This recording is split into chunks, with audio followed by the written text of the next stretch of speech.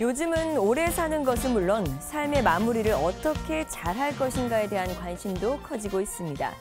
그래서일까요? 말기 환자 본인이나 가족이 동의하면 생명을 연장하기 위한 연명의료를 중단할 수 있다라는 내용의 연명의료 결정법에 대한 관심이 뜨겁습니다. 환자도 고통을 주는 거고 보호자도 고통을 당하고 있잖아요. 그러니까 서로가 환자가 모른다고 해도 그런 건 아니거든요. 고통 당하고 있잖아요. 그러니까 환자를 위해서라도 그거는 좋은 생각이라고 생각해요. 보호자들이 경제적인 부담도 너무 많고 어차피 회생이 안 될 거면 그 의료적인 거를 이렇게 배제하고 그냥 자연스럽게 갈 수 있도록 이렇게 맡겨두는 것이 순리라고 저는 생각해요. 정신 있을 때 만약에 내가 그런 경우가 됐다면 아이들한테나 이제 가족한테 그런 얘기를 미리 지금은 다 상황들이 그러니까 그렇게 얘기를 해놓을 것 같아요. 어떻게든 살리고 싶은 마음이 더 클 것 같기도 하고, 예. 그러니까 부모님이 아무리 그만하자 하셔도 사실은 자녀된 입장에서는 사실 쉽지 않을 것 같아요. 솔직히. 예. 연명의료 결정법, 웰다잉법이라고도 하죠. 이 법은 내년 2월 4일 시행되는데요. 그 전에 10월 23일부터 내년 1월 15일까지 3개월 동안 전국 대형 의료기관 13곳에서 시범 사업을 실시합니다. 시범 사업은 크게 2개 분야로 시행됩니다. 하나는 연명의료 계획서를 작성하고 이행하는 업무, 또 다른 하나는 사전 연명의료 의향서의 상담 작성 그리고 등록하는 일입니다. 연명의료 계획서와 사전 연명의료 의향서는 정확히 어떤 차이가 있을까요?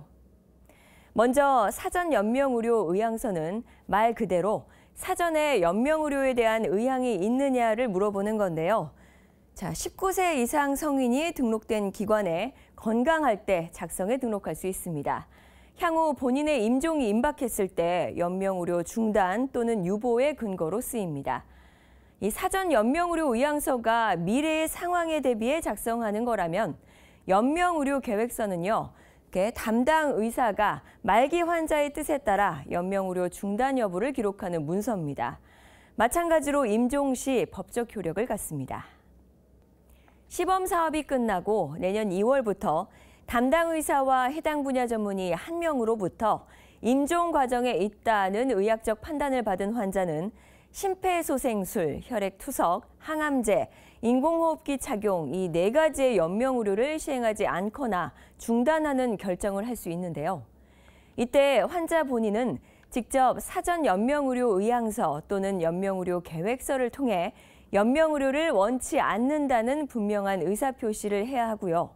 의식이 없는 환자의 경우 환자 가족 2명 이상 일치하는 진술을 하거나 환자 가족 전원 합의가 있을 경우 연명의료를 중단하거나 보류할 수 있습니다. 그렇다면 연명의료를 하겠다는 환자의 의사 어떻게 확인할 수 있을까요? 먼저 환자가 의식이 있다면 연명의료 계획서와 사전 연명의료 의향서를 작성해 담당 의사의 확인을 받으면 연명치료를 중단, 보류할 수 있고요. 만일 환자의 의사 능력이 없을 때에는 사전 연명의료 의향서와 의사 2명의 확인과 함께 보완적으로 환자 가족 2명이 동일하게 연명의료에 관한 환자의 의사를 진술하면 됩니다. 또 환자의 의사를 확인할 수 없고 의사 표현을 할 수 없는 상태일 때는 미성년자의 경우 친권자인 법적 대리인의 결정이나 환자 가족이 전원 합의하고 의사 2명의 확인이 있다면 환자의 연명치료 중단 또는 보류 결정 내릴 수 있습니다.